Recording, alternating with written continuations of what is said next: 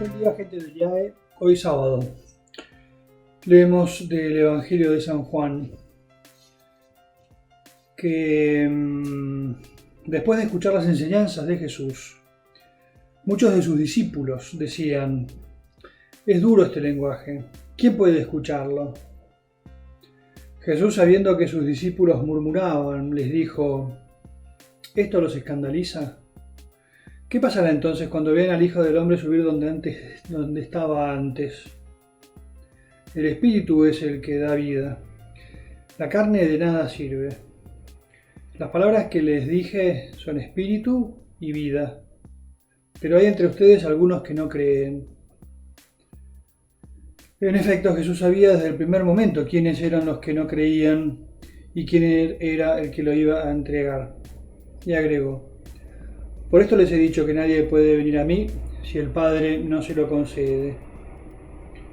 Desde ese momento muchos de sus discípulos se alejaron de él y dejaron de acompañarlo. Jesús preguntó entonces a los 12: ¿también ustedes quieren irse? San Pedro le respondió: Señor, ¿a quién iremos?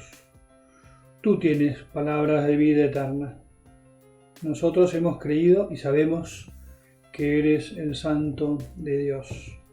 De esta manera termina el discurso de Jesús en la sinagoga de Cafarnaúm, en la que, preparándolos de a poco y hablándoles de su identidad como palabra que viene de Dios, que necesita de la respuesta de cada uno por la fe, aceptándola y tratando de dejarse invadir, transformar por esa palabra, termina con aquella invitación a comer su carne y a beber su sangre. Esto se transforma en la vida de Jesús y de los apóstoles en una divisoria de aguas. Hay un antes y un después. Según los estudios históricos, alrededor de 200 personas seguirían en este momento del comienzo de la predicación, capítulo 6 del Evangelio de San Juan. Acá quedaron poco más que los 12. Todos los demás abandonaron a Jesús porque no fueron capaces de entender esa invitación que Jesús les hacía a aceptar una palabra que no es una palabra material, no es algo que convenza a la inteligencia, no es algo que se quede solamente en razones, sino que requiere también, decíamos ayer, de la confianza en todos aquellos signos que le había estado dando y que leídos ya desde Jesús resucitado se entiende mucho más. Jesús resucitado puede transformar un poco de pan, un poco de vino en su cuerpo y en su sangre, dárnoslo como alimento. Y entonces para nosotros era a partir de ese momento la fuente de una vida que es una vida nueva en nosotros, un comienzo de la vida eterna en cada uno de nosotros. Los apóstoles tienen que hacer esa opción y la hacen efectivamente. Jesús no acepta en este terreno compromisos, sino que les pide un acto concreto de adhesión a su persona. Es importante esto. No es la vida cristiana un ideario, no es, repetimos palabras mil veces dichas, ¿no? Palabras de Benedicto, muy repetidas por Francisco: no se comienza a ser cristianos por una decisión ética o por una gran idea, sino por un encuentro personal con Jesucristo, que se transforma para nosotros en un nuevo horizonte de vida y que le da una nueva orientación. Es clave esto para la vida del cristiano. Hace poco una persona a la que quiero mucho, pero no tiene la misma fe, me preguntaba sobre esto, hablando de la resurrección y de Cristo resucitado y de la fe en Cristo resucitado.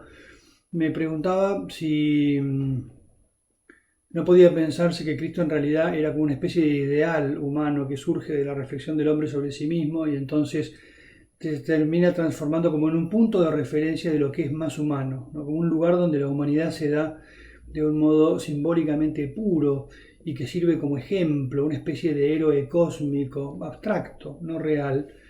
Y fue una linda ocasión como para hacer un acto de fe en algo que a esta persona le chocaba mucho.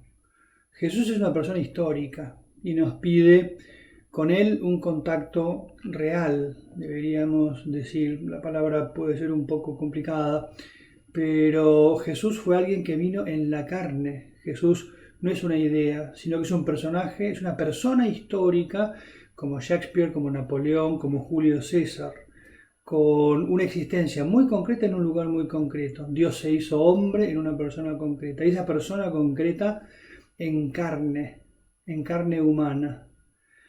Y a través del sacramento de la Eucaristía, esa carne humana se esconde bajo la apariencia de pan y la sangre de Cristo, de Jesucristo, persona humana. Se transforma, se esconde en la apariencia del vino para darse como alimento. La Eucaristía nos pone en contacto con una persona concreta, no con una idea. Y esa persona nos transforma. Jesús da también un dato interesante.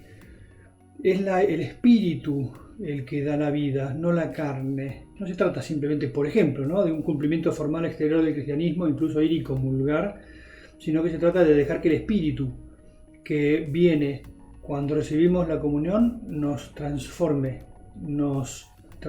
de egoístas en generosos, de soberbios en reconocedores conscientes de lo que somos, humildes y al mismo tiempo con la soberbia buena de saberse hijos de Dios, que nos transforma de pusilánimes en magnánimos, que nos transforma de todas aquellas cosas que son muerte en nosotros en cosas que son vida nueva. Hago un pequeño hincapié en esto, ¿no? Nos ponemos en contacto a través de los sacramentos, particularmente de la Eucaristía, con la carne del Hijo de Dios, que se nos entrega en la carne, como para decirme, no te estoy pidiendo una vida espiritual, sino algo que seas capaz también de recibir como algo que te toca, para que puedas tocar a los demás. Y cuando toques a los demás, sepas que estás llevándoles también la vida nueva de Cristo. Una alegoría, si querés, pero también para pensarla, ¿no? No somos egoístas consumidores de un ideario que nos enriquece por adentro pero no tiene salida, sino que tiene que hacerse carne en nuestra vida de todos los días y llegar a tocar la carne del otro. Frase que le gusta tanto al Papa Francisco. La carne de Jesucristo nos tiene que hacernos responsables de la carne del otro, de la alegría, de la felicidad, del bienestar también material, económico, de la salud de quienes nos rodean. Nos bendiga el Señor en el nombre del Padre, y del Hijo y del Espíritu